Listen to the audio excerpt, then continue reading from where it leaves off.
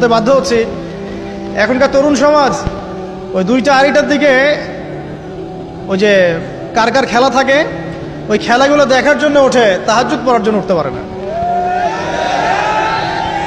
অথচ আল্লাহ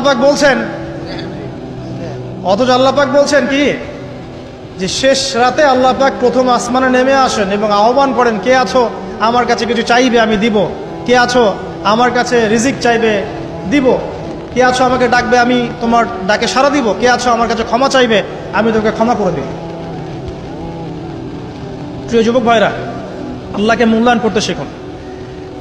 এই সময়গুলোতে দোয়া করলে ইনশাআল্লাহ তাআলা আপনার দোয়া কবুল হবে ইনশাআল্লাহ। সবচেয়ে ইম্পর্টেন্ট হচ্ছে এটা, যেটা আমরা প্রত্যেক দিন পড়ি, প্রায় 17 রাকাত নামাজ পড়ি আমরা, ফরজ নামাজ, শুধু ফরজ নামাজের কথাই বলছি।